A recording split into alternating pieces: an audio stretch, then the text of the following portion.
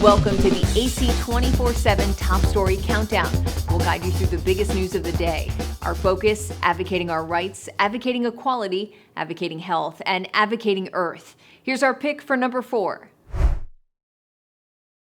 First of all, let's stand up. This back-to-school season, more than 90% of teachers are spending more of their own money on classroom supplies. That's according to the National Education Association, which is the largest teachers union in the U.S. It estimates that during the 2023-2024 academic year, teachers will spend $800 or more out of pocket. And so for teachers, that's roughly 1 to 2 paychecks every school year they're spending on buying supplies and stepping into the gap for these students. And inflation is making it harder for teachers to stretch those dollars.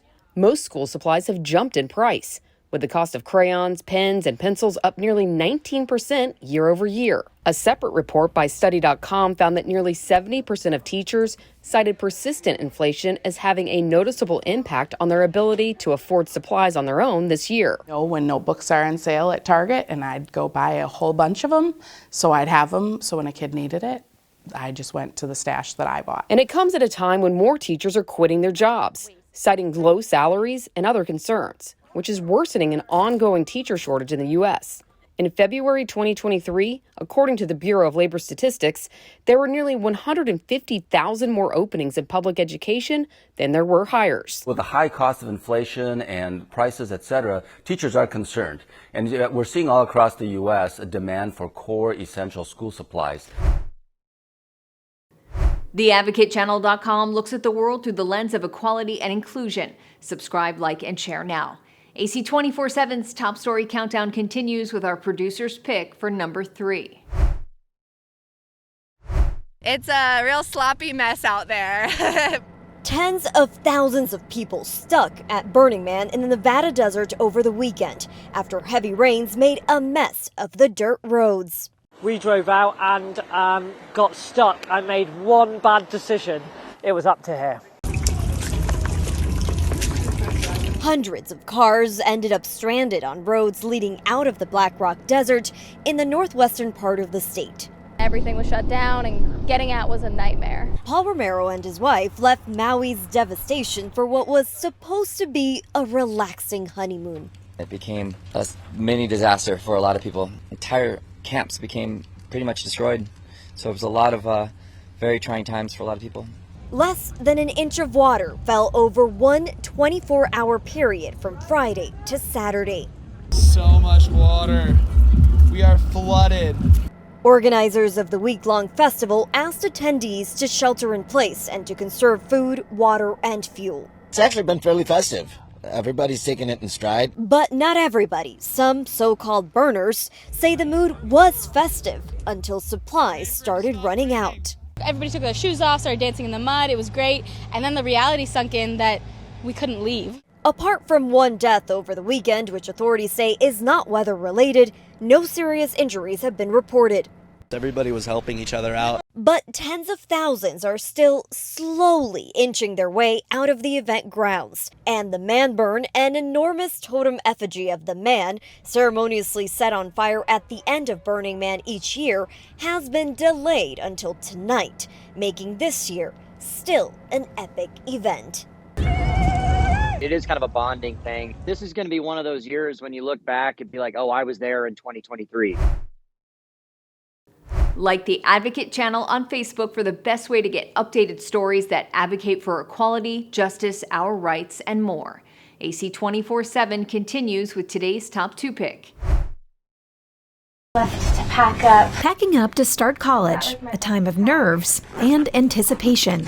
I think I'm just most excited to get out into the world and see what I can do. For Clara Pitts, headed off to her dream school, Brigham Young University, there's an added level of anxiety. Welcome to ADHD Packing for College. Because the medicine she takes for attention deficit hyperactivity disorder is part of a nationwide shortage. It's just really scary not knowing if I'll have consistency in my medication. It started last fall when one drug maker had a manufacturing delay, but it hasn't let up. Clara has had to switch from Adderall to another medication called Vyvanse, but some dosages of that drug have been hard to come by as well. All of this has made back-to-school season even more stressful for students like Clara and their families. These young people often have difficulty paying attention, sitting still.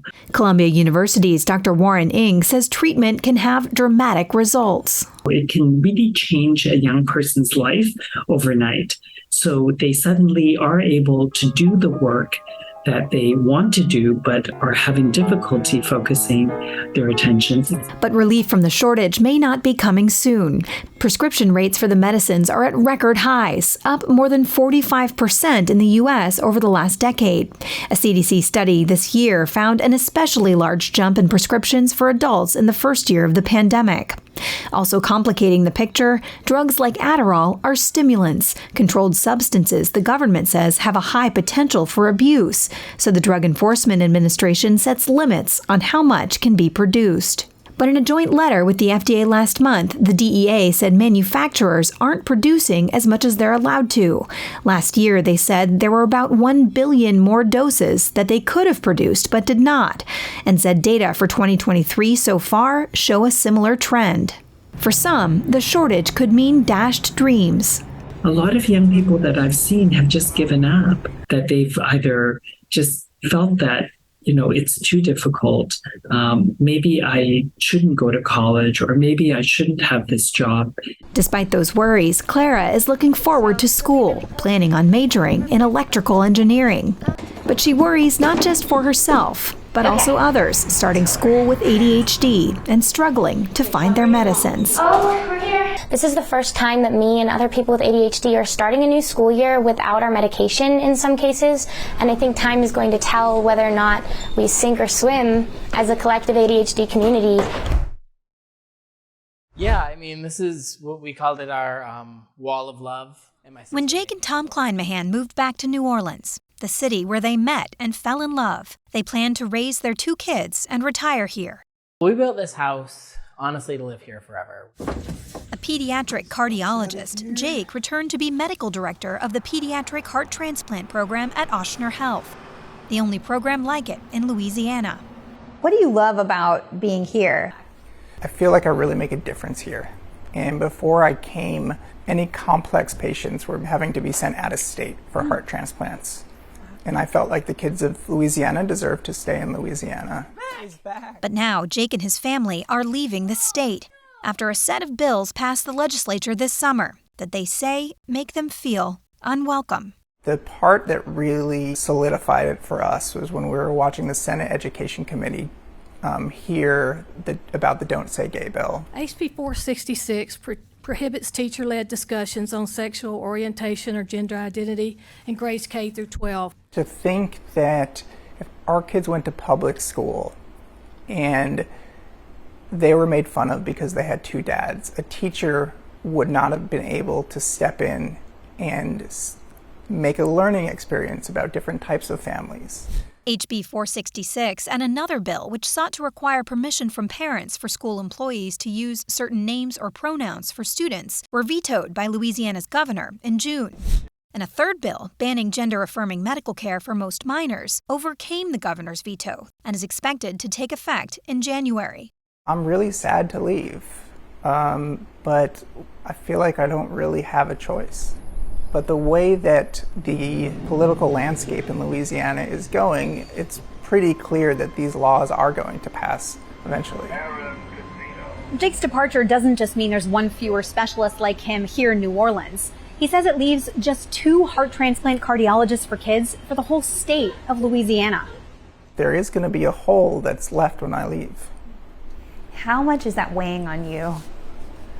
By far the hardest part of this decision was thinking about my patients. The Kleinmahans are moving to Long Island, New York, where Jake will start a heart transplant program, and the whole family will start a new life. We teach our children about kindness, about celebrating differences, and we hope that they recognize this as us doing something so that they can live in an area where they can be free, they can be kind, they can celebrate our differences, our different type of family.